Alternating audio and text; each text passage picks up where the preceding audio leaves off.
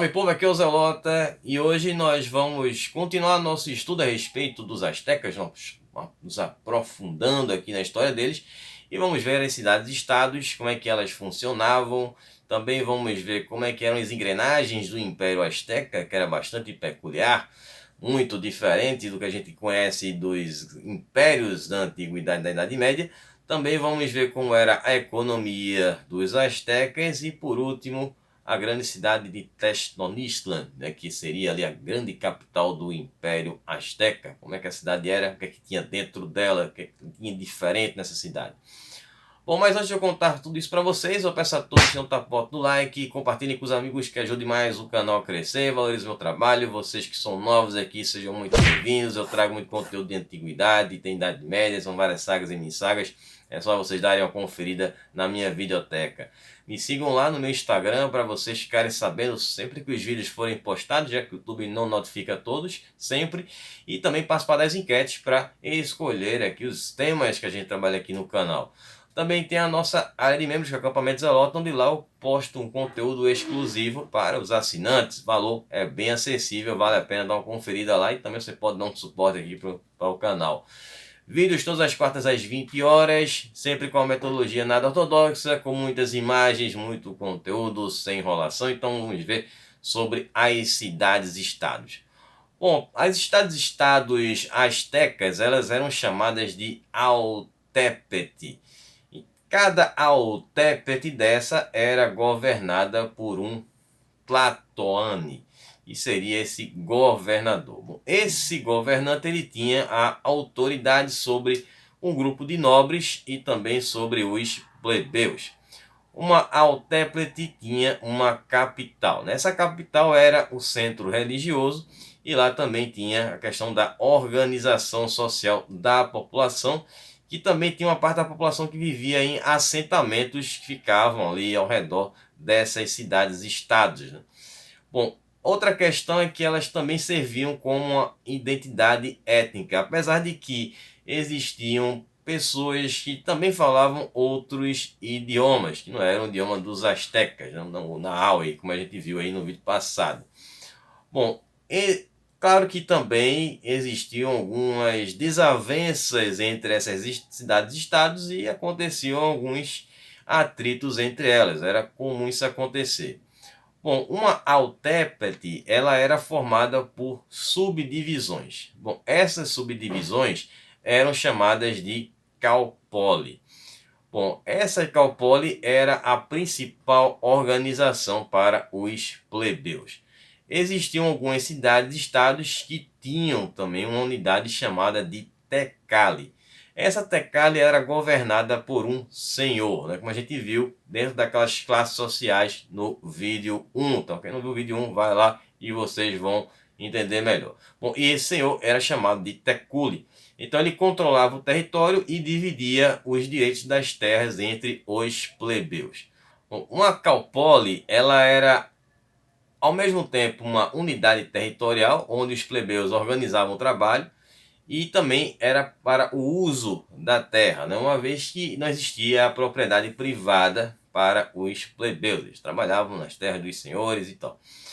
Bom, então era frequentemente também utilizado o sistema daquela rede de famílias, né, que eram ligadas através dos casamentos, e tinham os líderes da Calpoli, que eles eram sempre, né, no caso, os nobres. Em raros casos, não, alguém ali poderia ter uma ascensão, mas era muito raro. E no caso, eles iriam representar ali os seus interesses na Altepetl. E uma Altepetl, né, que no caso seria a cidade-estado, ela poderia ter entre 10 e 15 mil habitantes. Sua extensão territorial ia de 70 a 100 mil quilômetros quadrados. Isso é dependendo da cidade, né? Bom, com relação ao sistema de governo, como é que era esse Império Azteca? Bom, ele era muito peculiar, existiam algumas semelhanças com os impérios do Ocidente, da Europa, né, da Antiguidade, da Idade Média, algumas coisas que a gente já viu aqui no canal, mas eles também tinham uma grande diferença, porque é o seguinte, ele era considerado um império, porém era um império informal. Mas como assim um império informal? porque os astecas eles não exerciam a sua autoridade suprema sobre as cidades, no caso as terras que haviam sido conquistadas, diferente ali das outras. O que eles queriam unicamente era que os tributos fossem pagos a eles. E se caso esses tributos não fossem pagos, eles exerciam ali o uso da força para que esse pagamento fosse feito. Bom, outra característica muito interessante do Império Azteca é que o seu território ele não era contínuo. Ou seja, você não tinha ali a principal cidade, que seria a capital do Império, e as províncias. As províncias eram todas interligadas uma à outra. Existia a parte central, né, que era no centro do México, mas existia um outro território, no caso a zona sul de Xonosho, que não ficava conectado ao centro do Império, como vocês podem ver no mapa, ela ficava bem distante ali do centro do Império. Bom, no caso dos governantes, eles eram escolhidos pelo imperador quando uma cidade-estado era conquistada.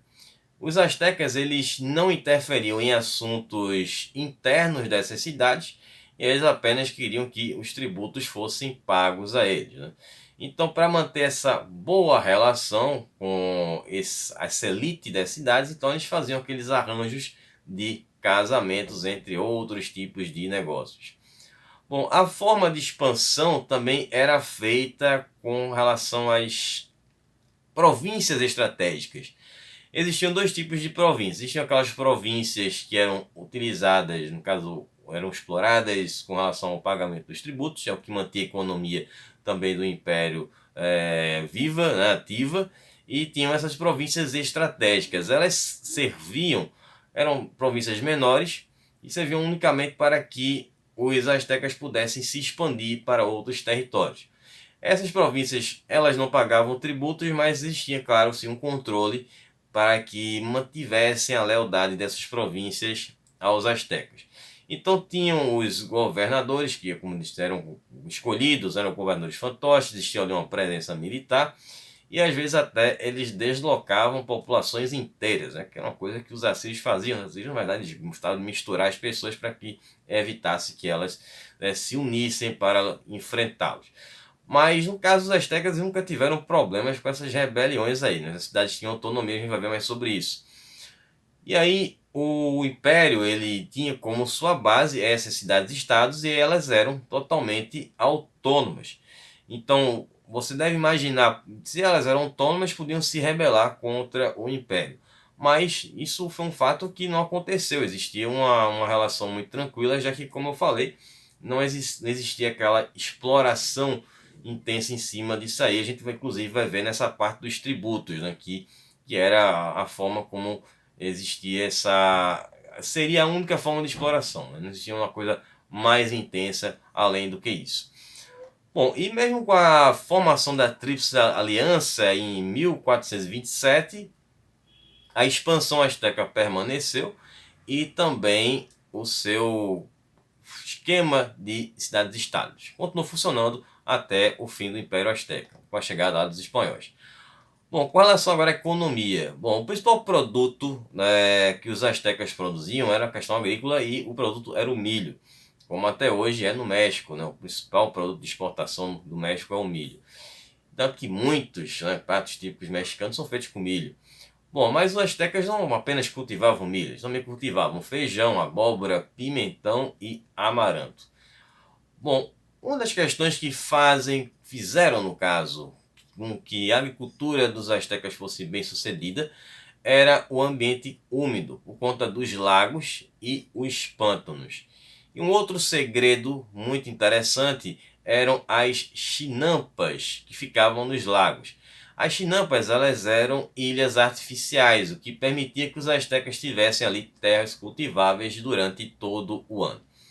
Bom, dentro das cidades também as famílias tinham pequenas hortas, onde lá eles cultivavam, além do milho, que era o principal produto dessa agricultura asteca, tinham também as frutas que eles plantavam, além das ervas que eram utilizadas para a produção de remédios, né, a medicina.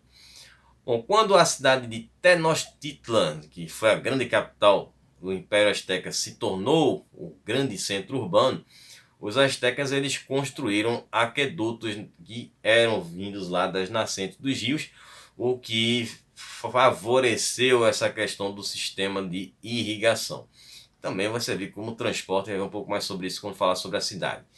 Bom, os astecas também criaram um sistema de coleta de dejetos humanos que eram utilizados para como fertilizante, né? Então não era jogado fora, eles utilizavam como fertilizante, mas todos os povos jogavam pela janela, enfim. Bom, também tinha as proteínas, né? Eles não eram vegetarianos, mas eles consumiam mais proteínas que vinham dos lagos, né? No caso, animais aquáticos, como peixes, anfíbios, né? No caso, anfíbio não é um animal, né? Enfim, mas enfim. Tinham os camarões e também tinham as aves aquáticas que eles também consumiam. Agora, dizem que também eles consumiam insetos e ovos de inseto. Bom, isso aí é meio estranho, mas bom, também não vou descartar essa hipótese. Bom, outros animais que eles consumiam, além da carne desses animais no caso, eram animais que eles domesticavam, que eram os perus e também cachorros. Bom, com relação ao artesanato e os ofícios, bom, você tinha ali as mulheres, que elas eram responsáveis por tecer ali os tecidos, utilizando fibras de algodão e também agave, que era uma planta. Vou mostrar a imagem para vocês aí dessa planta. Já os homens eles faziam cerâmica e também ferramentas com obsidiana. Obsidiana que é essa belíssima rocha vulcânica aí. E também a pederneira que era utilizada para, né, fazer o fogo. Bom, também eram produzidos bordados com pérolas e outras confecções que eram feitas com penas ali, já eram os artigos de luxo que eu mencionei no vídeo anterior, assim como outros tipos de ferramentas e também instrumentos musicais. Bom, não era comum uma cálpolis, né, que seria em cada cidade-estado, fosse especialista em apenas um tipo de produto, né, um tipo de produto artesanal. Mas acontecia. Os astecas eles também não trabalhavam com metal, né? O trabalho deles era mais de fundir o ouro com outras pedras preciosas, como jade e turquesa, né? Imagina os espanhóis viram isso, enlouqueceram. E produtos de cobre não eram fabricados por eles, vinham de outro povo que eram importados, né? Dos Tarascãs, né? Os Tarascãs inclusive eram ali inimigos dos astecas, mas eles faziam comércio com eles. Bom, com relação à questão do comércio, bom, o comércio era o seguinte, existiam os mercados. Existiam dois tipos de mercados. Tinha mercados que eram especializados em alguns tipos de produtos e outros mercados que existiam vários produtos ali, tinha aquela variedade de produtos. Bom, eles eram bem organizados. Existiam a figura do supervisor, né? Esse supervisor ele era responsável pelos comerciantes. Então as pessoas que para poder fazer negócios nesses mercados tinha que ter autorização desse supervisor.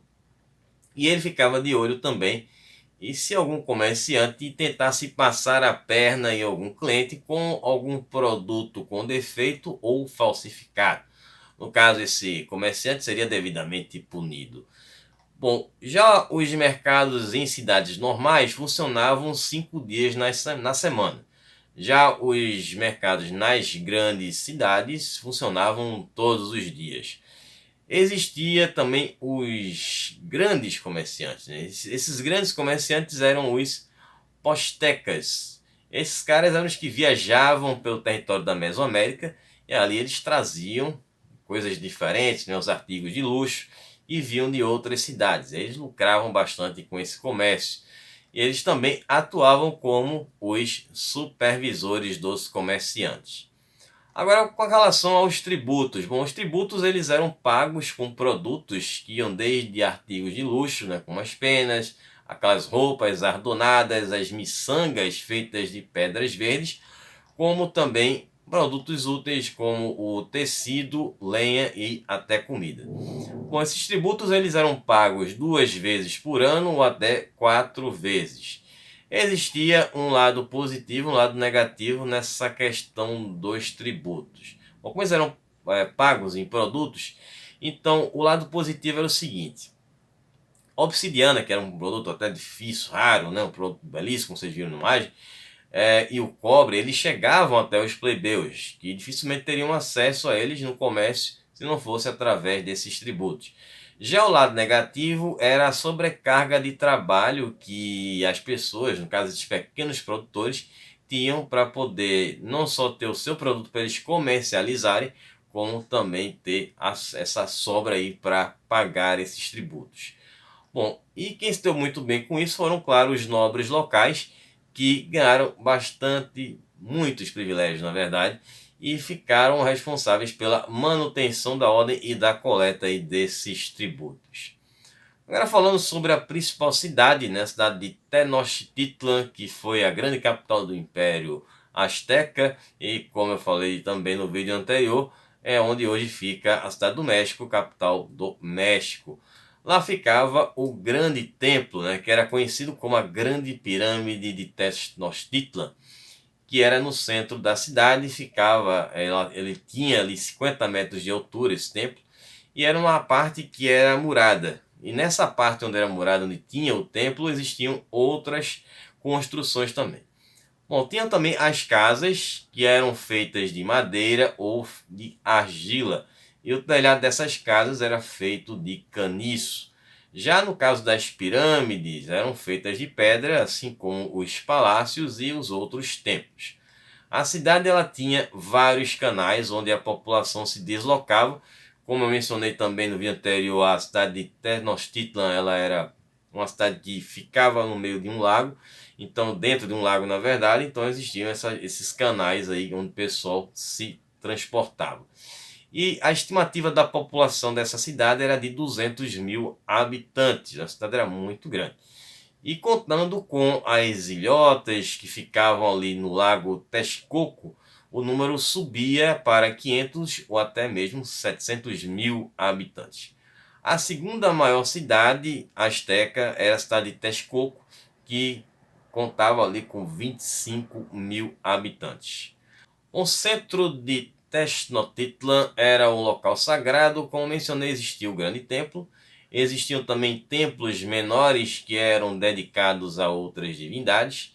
E também tinha um campo de futebol. Bom, é isso mesmo, existia um campo de futebol. Não é exatamente um campo de futebol, ele tinha um formato de um T, mas digamos que foi um tipo de um esporte, né, que os astecas praticavam. Era um futebol mortal, né? Mas tinha assim uma bola de látex. Depois eu vou contar essa história lá no acampamento Zelota. Quem for membro, fica de olho aí. Já está disponível lá para assistir depois do vídeo. Quem não for, pode se inscrever lá, fazer parte. Valor bastante acessível, muito baratinho, então vale a pena. Bom, também tinha o Calmecac, né? Esse Calmecac era uma escola que era frequentada pelos nobres.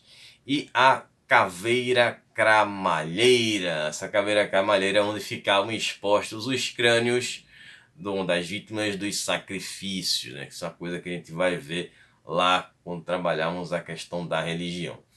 Bom, também tinha nesse centro, né, o Palácio do Imperador, tinha o Palácio dos Mercadores e também ao redor onde moravam os nobres, né, nessa grande cidade de Tenochtitlan. Bom, espero que vocês tenham gostado, que vocês tenham entendido. Espero que é muito interessante, né? Com muitas particularidades, uma estrutura realmente muito bem montada. E no próximo vídeo a gente vai ver a parte da religião, né? Que tem muita coisa para a gente dar uma olhada. E também vamos ver a parte da cultura dos astecas. Então a gente se vê agora na próxima semana. Um abraço do Zelota. Até lá. Falou, pessoal. Bom, pessoal, eu tinha já concluído o vídeo aí, mas eu acabei me lembrando que amanhã, dia 7 de julho, estamos comemorando 4 anos de canal. Então, muito obrigado a vocês que estão comigo aqui desde o início, pessoal que chegou depois, foi chegando no decorrer desses 4 anos, né? Galera que me aguentou no começo, aquele meu estilo altamente teatral, muito louco, era o personagem, né, que com o tempo a gente foi moldando, mudando o estilo, foi ficando mais claro, mantendo a essência nada ortodoxa e trazendo sempre esses conteúdos. Então agradeço a vocês que têm dado essas críticas construtivas, o pessoal que tem dado muitas sugestões de civilizações. Muitas eu não conhecia, conheci por conta de vocês, né? A gente vai pesquisando, também vai descobrindo outras coisas. E a galera que faz parte do acampamento Zelota, que dá esse apoio, suporte financeiro ao canal, né? Que mantém ativo aqui. E a galera que está sempre aí compartilhando, né? Hoje somos quase 8.000 pessoas, né? Tem aquela galera que foi do começo, quando tinha 10, 15, 20 inscritos e fazendo os vídeos ali sobre Império Romano, né? Saga Romana, a primeira saga aqui do canal. E, enfim, uma qualidade baixíssima, aparelho de péssima qualidade, áudio horrível, a produção horrível, enfim, tudo era ruim. Mas mesmo assim a galera apoiou, né? Enfim, foi muito importante esse apoio de vocês para eu continuar fazendo vídeos e tá até hoje aqui esses 4 anos fazendo vídeos aí para vocês. E tomara que a gente continue aí mais tempo juntos e só gostaria mesmo realmente de agradecer a vocês por esse apoio aí, a galera que tá sempre aí curtindo os vídeos, compartilhando, trazendo outras pessoas para cá para acompanhar o meu trabalho. Então, só deixo o meu muito obrigado a vocês e veremos na próxima semana. Um abraço do Zelota. Até lá. Falou, pessoal.